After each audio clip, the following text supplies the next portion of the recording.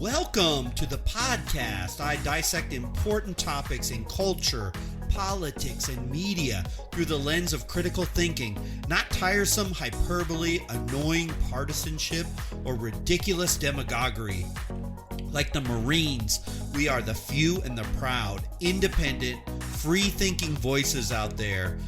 But the voice of reason still must be heard. If you want to escape the filter bubble of endless groupspeak and shaming, as well as the herd mentality of my way or the highway, you are home.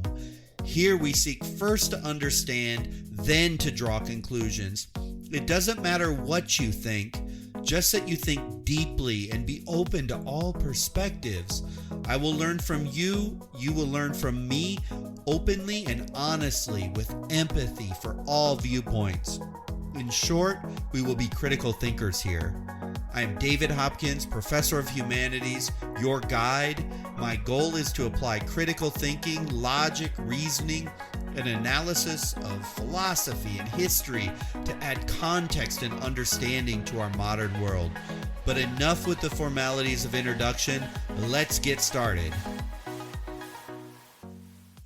Can we talk for a minute? Democracy does not work. You know, it is a profound, almost sacrilegious statement to even mention democracy doesn't work.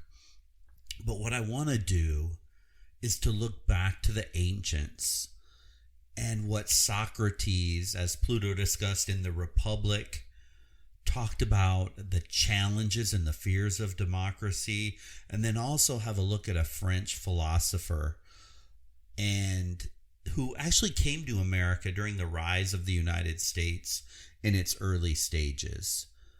But the reality is there definitely is something going on, because there is a current crisis of trust in our representative democracy.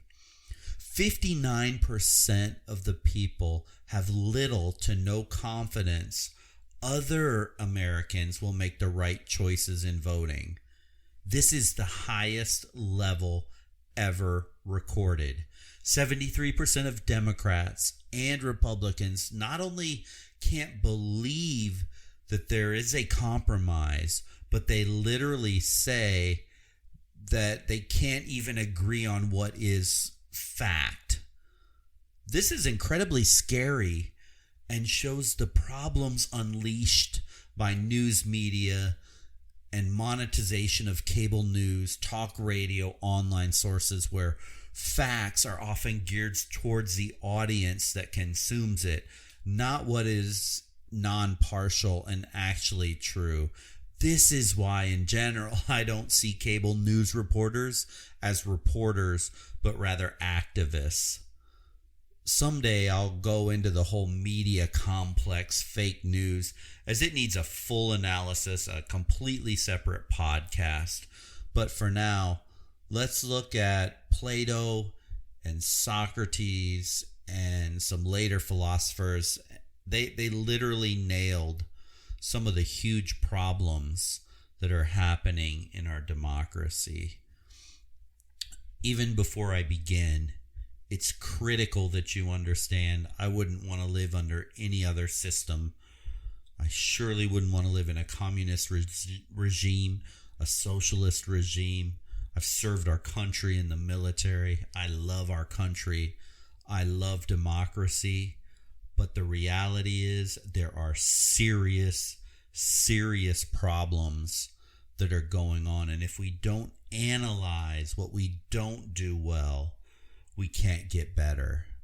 So first, let's just start out with Book 6 of the Republic. So if you're really into this topic, grab a copy of the Republic by Plato and specifically just flip forward to book number 6. You don't even need to buy it. Actually, the Republic, you can get free online open source versions of this particular work. And it's just great in that. But I want to talk about just one story from this book in particular. And I always use this for any of my prior students or current students who might be listening. They know this lecture because I talk about it a lot. But in Book 6 of the Republic, Socrates is falling into conversation, which most of his works really are nothing more than a give and take conversation back and forth. And so he's in a conversation with a man named Adeimantus, and he's really trying to get him to see the flaws of democracy. And he does this by kind of comparing democracy or a society to a ship. And if you were heading out on a journey by sea, Socrates asks him, who would you want ideally in charge of this vessel to navigate you from point A to point B safely? Would you want anyone that's just, off the street, or would you prefer to have someone educated in the rules, the demands, the technicalities of seafaring? Well, of course, Adeimantus says, well, if I'm in the middle of the sea and I need a sea captain to get me safely from point A to point B, I surely want someone who's trained in how to do this to make sure that we arrive there safely and efficiently and effectively. And so then Socrates turns around and says, well, if that's the case, shouldn't it be exactly the same way when we choose a ruler of the country? This brings up an important point. And I'm going to use an example in modern terms, and we see this all the time. And I'm going to read a couple headlines here to kind of make my point. From The Hill, the headline reads, Republicans target voter registration drives with new state laws. And just to be fair, on the Democratic side, Andrew Gillum launches massive voter registration campaign to turn Florida blue. Now, in general, you'd say, well, what is wrong with that? You would think we would all want to have everybody registered to vote. The bigger and larger number of people that vote, well, then obviously the more representative the democracy is of the people of the country in which is voting. However, if we go back to Socrates, just registering any old person to vote, let's say somebody, Gillum or maybe a Republican, targets a 55-year-old person, never registered to vote. You dug them out of somewhere, you found them, and you registered them to cast a vote. And you registered them as either a Democrat or a Republican. But in the last 3 decades, they never bothered one time in their entire life to register themselves to vote. How educated, if you had to make a guess, would you assume that person is on making proper, rational, objective policy decisions? The reality is neither the Democrats nor the Republicans care one iota whether that person will be a good voter. They just want a voter. And actually, if you think about it, the Democrats and the Republicans both, each of these parties probably, if they were being brutally honest, would say the best voter for their party is the completely uneducated voter that no matter what will pull the lever for either Republican or Democrat. It doesn't matter who the candidate is. That's the kind of voter they want. So back to Socrates. Socrates makes the point that voting in an election, it is a skill. It's not some random intuition. And like any skill, it needs to be taught systematically to the people. Letting the citizenry vote without any education or any care or any analysis of the policy, the politician, the impact, is just like putting someone in charge of a sailing ship in a storm who literally has no concept of how to navigate a ship. And in that case, the chance for a horrific tragedy and shipwreck goes up dramatically. And to Socrates, the same thing happens when we have an uneducated voting block of people who don't think independently, but rather just pull a lever for one or the other without giving it much thought at all. It's important too that you understand Socrates. He was no elitist. He didn't believe that a narrow few should only vote. He did, however, insist that only those who had thought about issues rationally and deeply should be let near a vote. Because if they didn't care enough to educate themselves, to show open-mindedness and analyze situations, they probably need not be anywhere near casting a vote. This is the opposite of our democracy and our mindset in this country in general right now. We tend to think the opposite way. We tend to think this idea of the representative democracy, and the larger the block, the better things are. And that is not necessarily the case in making the most educated decision. It's not that we should attempt to suppress voters. It's not that we should attempt to block out either racial or socioeconomic or gender biases. Everyone who educates themselves should have the equal opportunity to vote.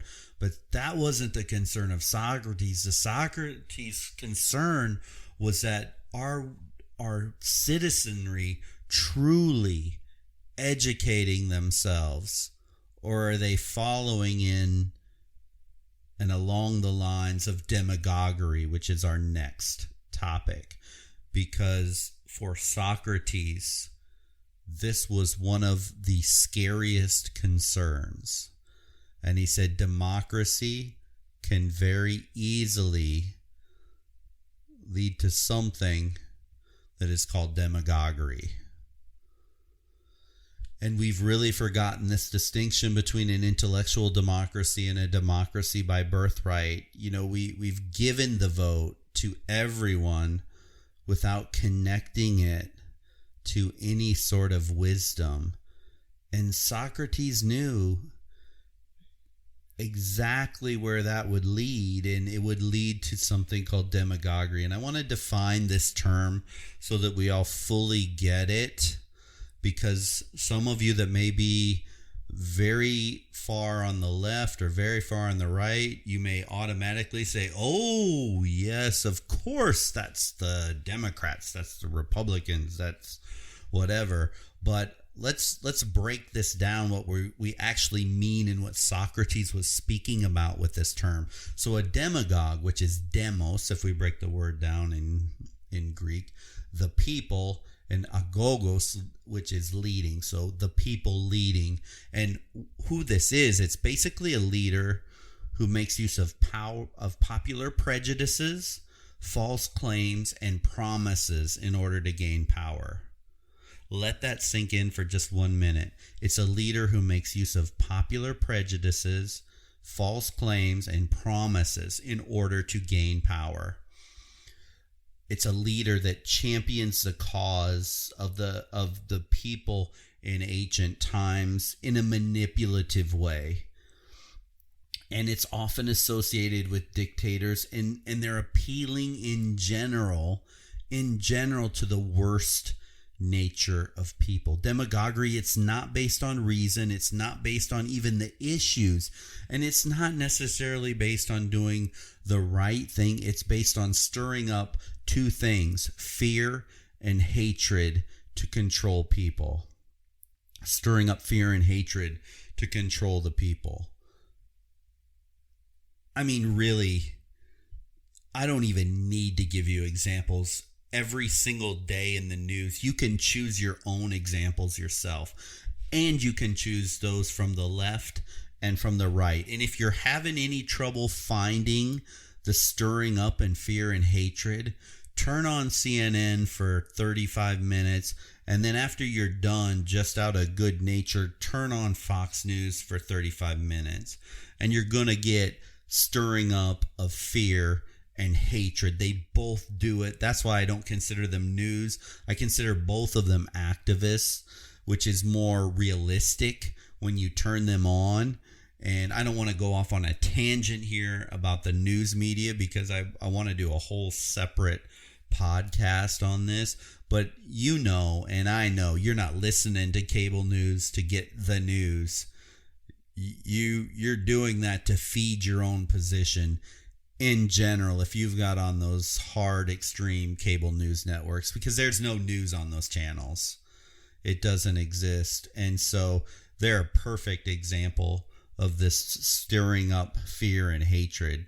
I mean, you turn on cable news for 10 minutes and your blood pressure probably goes up and you're nervous and anxious and mad and excited and whatever the feeling might be. It's horrific for your mental health. But I think I probably need to jump off that news media thing before I fly off on a tangent that I can't come back to. So let's go ahead and get back.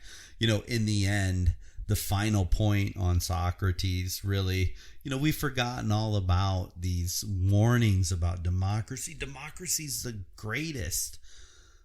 But we can't forget that there's blind spots. There's chinks in the armor. And if we're not careful to defend against them, it can literally bring down the entire system.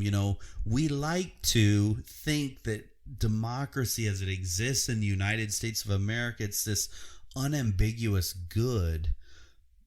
And it is good, but there's a process that it's only as effective as the education system and the citizens who vote around it. Plato even said once, democracy is a charming form of government, full of variety and disorder, and dispensing a sort of equality to equals and unequal alike. It is a big old messy, crazy, wonderful thing, but it can get very, very dark and almost more oppressive in some ways than more authoritarian regimes if we're not careful with it. Another thing, when we look at democracy and we look at Plato and the Republic, there's an argument to be made that the poorest classes often suffer the most in democracy. The outward facing thing is one way, but behind the scenes and underneath it, there's some scary things that need to be brought to light. The first one, virtually every citizen has the chance to be elected to populate the government. This is a fact. Any one of us could choose to run. But the reality is, on the ground, in real life, only elites seem to have the chance of being elected. The money that it takes to get elected is staggering. So if you don't have the connections, the influence, the money, your chance of being elected is slim to none. We just don't see rags to riches to president like that. It doesn't work like that. You need incredible resources and connections to have a chance to be part of the governing hierarchy. The second reason poor classes suffer, the democratic person is inherently unable to really feel shame for being unable to rise above personal desire to satisfy their own wants versus calculation of long-term issues. This is just reality for all of us. We tend to put our own personal self-interests above the needs of the country. And democracy kind of puts us in that place. And we know this is true because politicians will play any number of games promising any number of things to try to get themselves elected. The third issue with democracy, that impact the poorest classes is frequent elections don't lead to stability of a government. Think about this. And we'll just take the last two elections. We could go back all the way if we wanted to.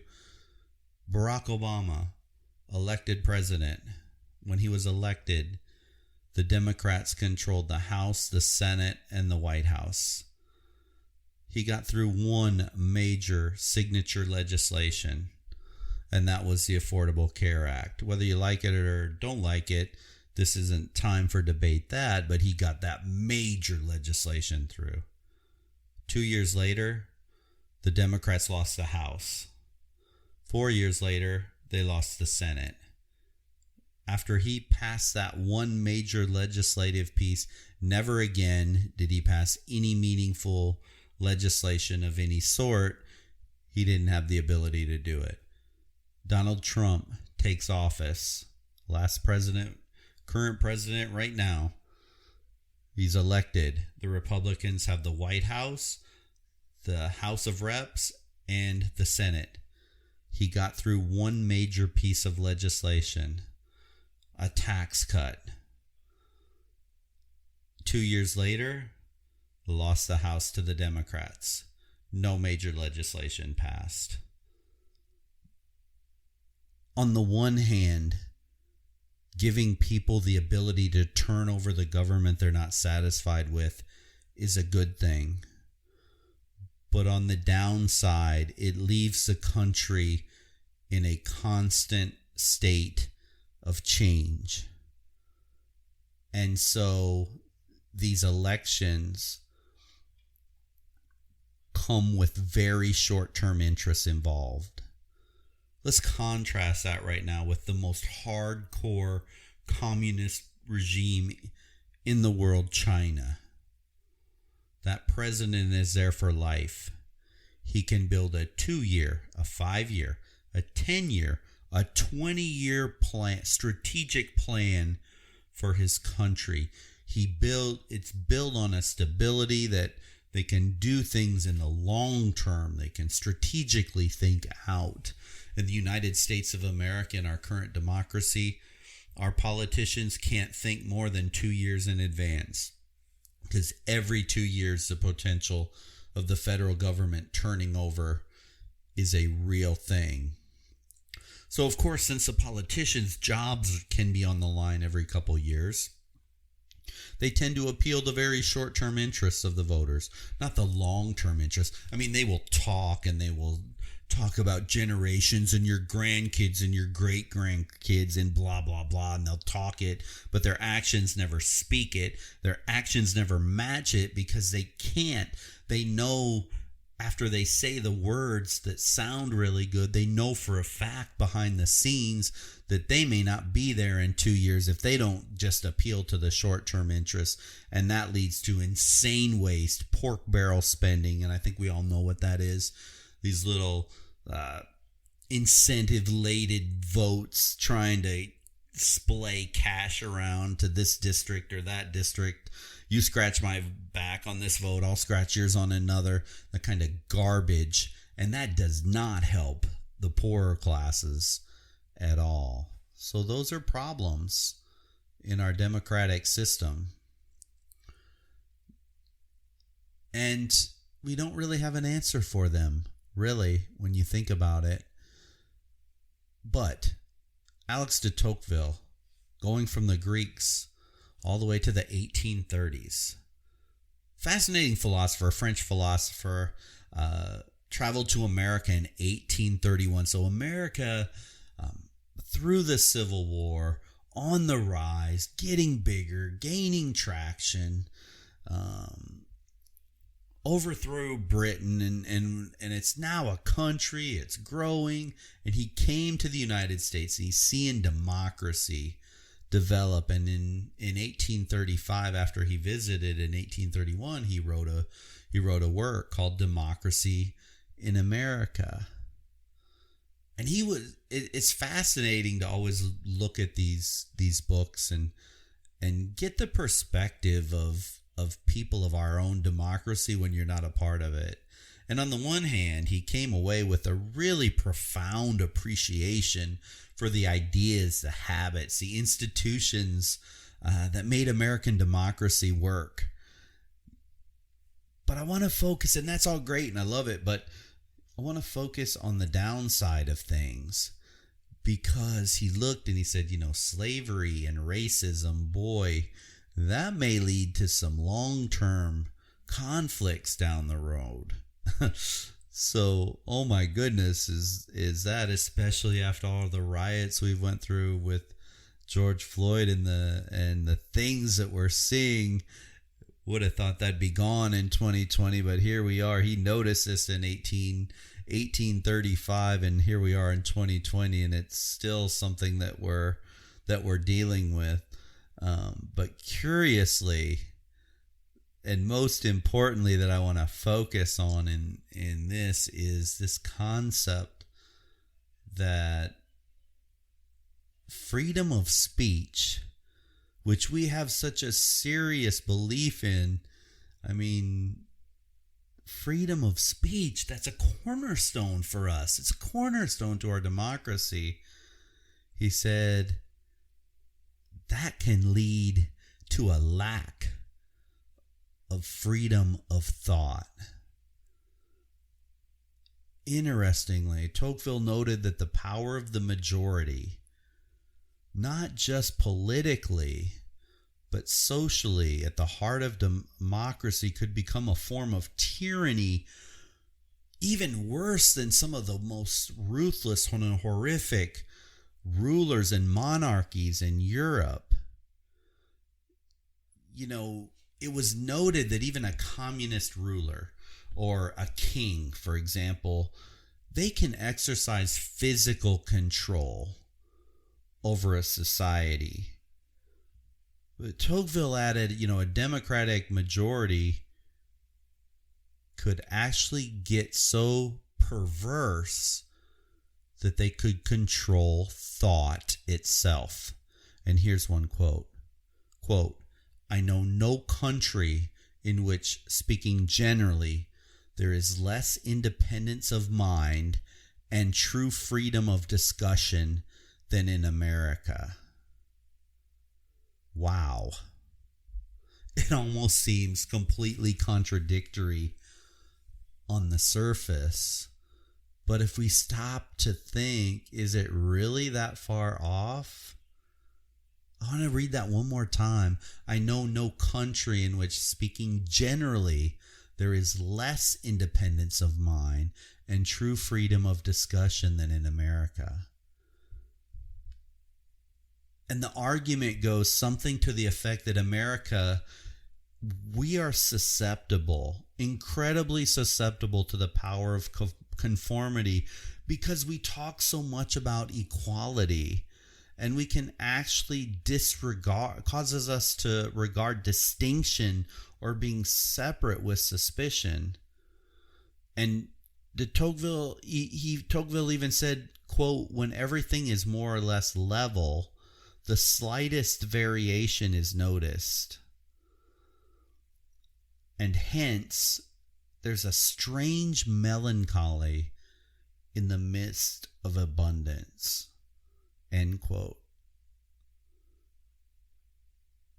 That is scary that he would note something like that in 1831.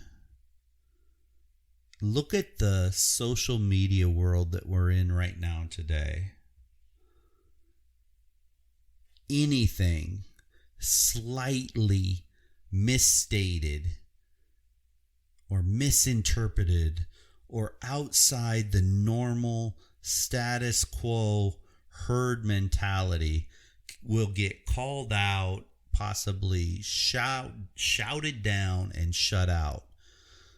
One more from Tocqueville. He says, quote, "In America, the majority has enclosed thought within a formidable fence. A writer is free inside that area, but woe to the man who goes beyond it. The master no longer says, 'Think like me or die.' He does say, 'You are free, not to think as I do. You can keep your life and property and all, but from this day you are a stranger among us. So we hold the facade. We hold the facade that we have this freedom of speech. But in reality, we only have freedom of speech as long as we conform to the herd that dominates society at any given moment. We are living in a time when the divergence between what people say in public and what people believe in their private lives is very different. It's almost as if when you're in public, you better be willing to say exactly what the society wants you to say. And if you don't, be prepared to be condemned. I'm going to talk just a second about Black Lives Matter and this thing and this mantra that was going around. Something to the effect that if you did not get out, shout, and protest, if you are silent, you thus must be racist. To the point that you better get out there and you better show yourself or say something, because if you don't, you must be a racist. That's what Tocqueville was talking about. You put on that public face. We say we have freedom of speech, but oftentimes now in modern society, that just means you need to say exactly what society expects you to say when you need to say it, because if you do not do it, you run the risk of being stamped out. And if you think about it, how often do we really say what we really think about politics, about religion? You know, those really important matters. I mean, arguing about sports teams or arguing about fashion or arguing about music. I mean, Twitter's nothing but just a blathering sphere of argument, and 80% of it's, whatever, doesn't really matter. But when you get to the really deep, personal, intellectual, spiritual matters, we got to be real careful what we say. I mean, it can be liberal, it could be a conservative bubble that you live. And if you go against that bubble, you're going to get called out. It's just kind of the way things go. The herd, group speak, it's very, very strong. In fact, it's not even freedom. It's a form of slavery. A new form of slavery, an intellectual and mental form of slavery instead of physical, but it is slavery nonetheless.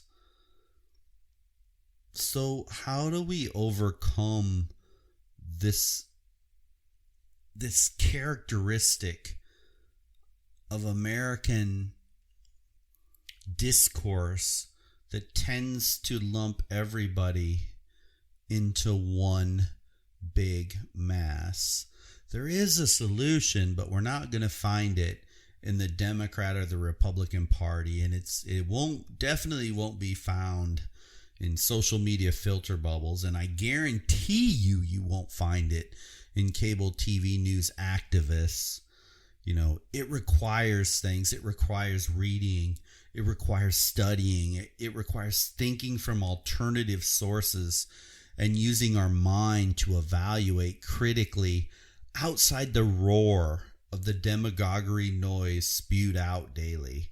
It really does sound kind of easy, but the problem is finding alternatives to what's out there and getting people to involve themselves and to train themselves and take baby steps to get better at it. Look, at the end of this, I would never want to live in any other system. I feel so blessed and I feel so lucky to be born and raised here. However, it is relevant to ask, Is our democracy reaching its full potential? Or is the demagoguery that happens in politics? And when you look at even Black Lives Matter, like I mentioned, I'm sure there's wonderful, amazing people in that group, but there's surely a fringe who's basically saying you show up and you shout and you yell, and if you don't do it, you must be a racist. Not necessarily. There's this bullying pulpit that is going on in society that you better join, and if you don't join, there's a problem. Pushing all of our voices into one big mass, and you can say what you want as long as you don't dissent too much. I mean, is that really what this country is all about? Is that truly any different than, say, Venezuela or Cuba or China? Is it right in America to say you can be you, but not too much of you, and you make sure that you conform to exactly what we're telling you to conform to? Is that free thinking? In essence, that kind of democracy is almost a perverse, disgusting form of communism. And in a world where free thinking is just truly valued, we wouldn't just have two political parties. We wouldn't have cable news activists opining their opinions and spinning stories. And you wouldn't be afraid to say what you really feel about an opinion. If you hesitate to give your opinion for a fear of standing out, of being attacked by the group, or any type of reprisal, you're not living in a true free speech world. You're being oppressed. So if you have ever hesitated and thought, ooh, I better not say that, because if I say it, I might find myself attacked, you are being oppressed. And that's a problem. And that's a problem that we have in our American democratic system. So we need to recognize this. Not to shy away from it. We need to challenge ourselves to find places and voices that can truly appreciate freedom like our Constitution intended.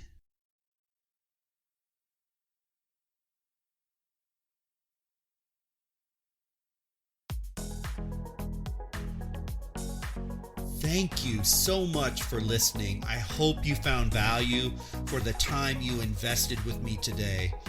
For discussion on this topic and many others, I invite you to join our private forums. I personally will be over there and engaging with everyone, and it's just a community of like-minded thinkers just like yourself.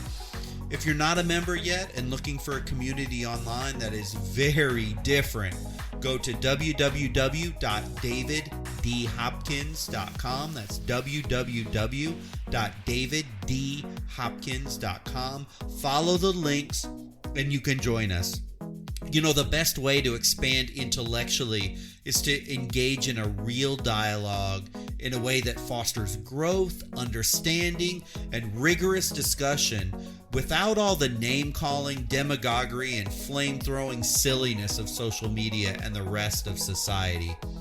This is what the private forum provides. I would love to see you join. Until the next episode, all my very best to you and your family.